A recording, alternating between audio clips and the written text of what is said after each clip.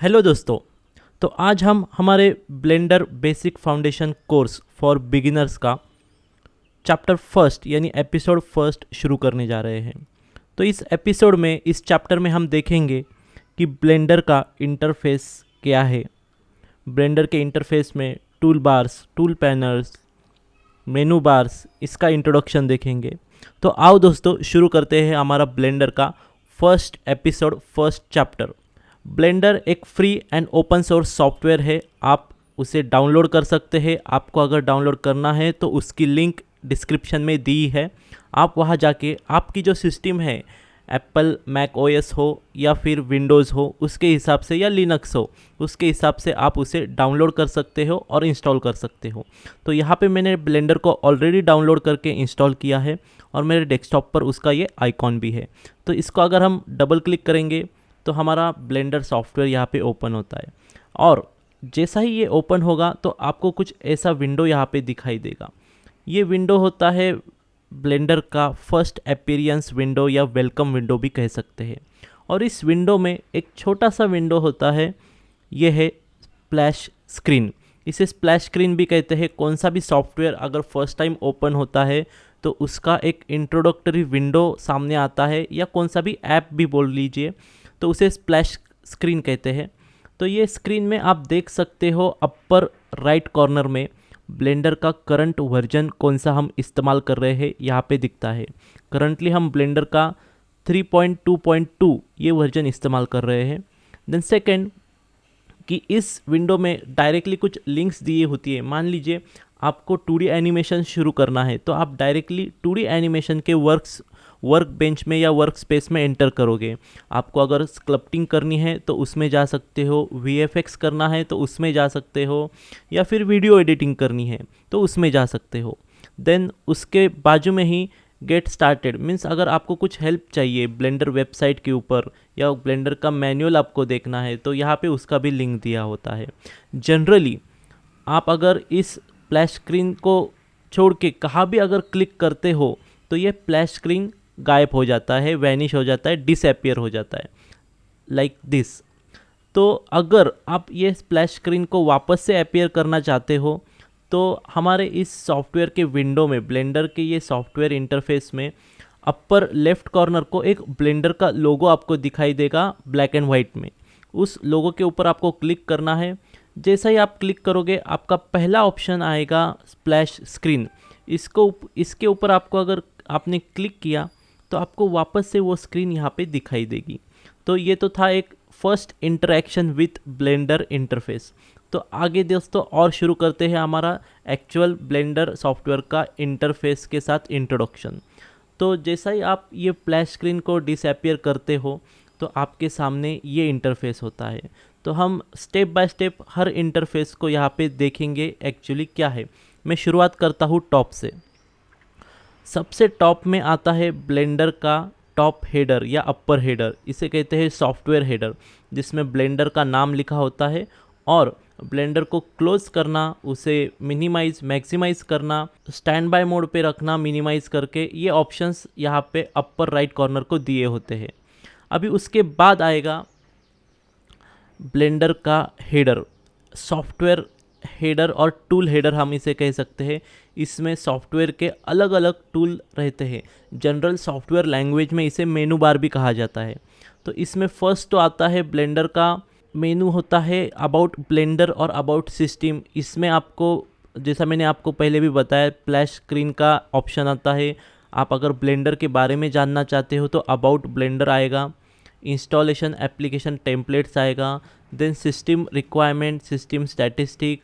आप अगर आपकी सिस्टम की मेमोरी देखना चाहते हो कि आपकी जो भी सिस्टम आप यूज़ कर रहे हो वो कितना आपके सिस्टम को सपोर्ट कर रहा है, तो आप ये यहाँ से देख सकते हो।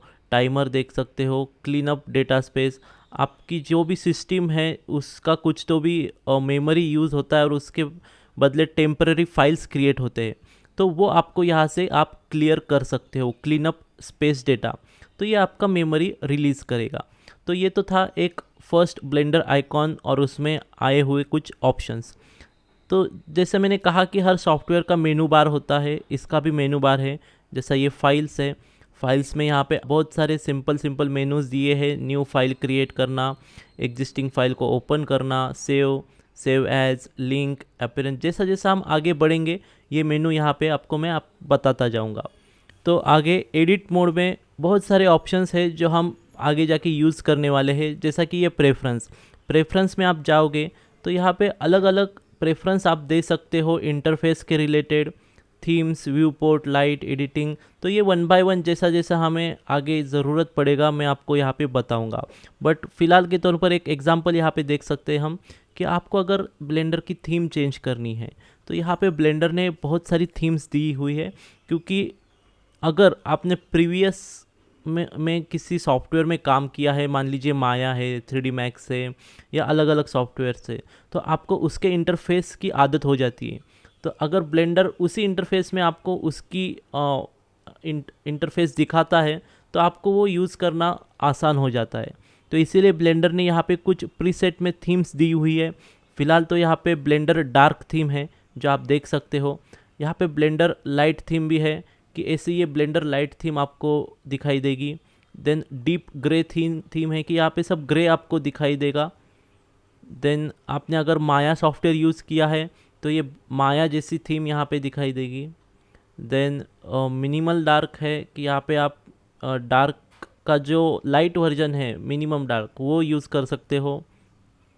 मोडो थीम है, प्रिंट फ्रेंडली थीम है, ये वाइटिश थीम है पूरी, एक पूरी वाइट थीम भी आती है जो बहुत हमें इस सॉफ्टवेयर पे काम करना पड़ता है, इसलिए हमारे आँखों को इसका इंटरफेस या इसका जो इंटरफेस दिखाई दे रहा है वाइट कलर में उसकी तकलीफ़ ना हो, इसलिए वाइट थीम मैं रिकमेंडेड नहीं करता हूँ कि आप यूज़ करें।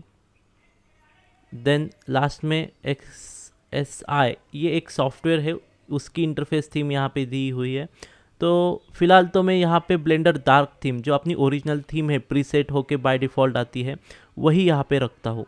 और आपको अगर कोई भी कन्फ्यूजन हो कि जब भी आप प्रेफरेंस में जाके आपका कुछ भी सेटिंग चेंज करोगे तो उसे सेव प्रेफरेंस करना ज़रूर रखें, नहीं तो ऑटो सेव यहाँ पे ऑलरेडी सिलेक्ट हुआ ही रहता है। तो रेंडर होता है, विंडो होता है, हेल्प होता है। उसके बाद आता है मेनू बार में अलग अलग ऑप्शंस वर्क स्पेस के रिगार्डिंग। करंटली हम लेआउट के ऑप्शन में हैं, जो एक कॉमन ऑप्शन होता है जहाँ पे आप 3D मॉडलिंग कर सकते हो, जहाँ पे आप बेसिक एनिमेशन कर सकते हो और जहाँ पे आप आपके मॉडल को एडिट कर सकते हो। उसके बाद स्पेसिफिकली डेडिकेटेड टू मॉडलिंग एक वर्क बेंच होता है जहाँ पे आप सिर्फ मॉडलिंग, 3D मॉडलिंग कर सकते हो और उसको एडिट कर सकते हो।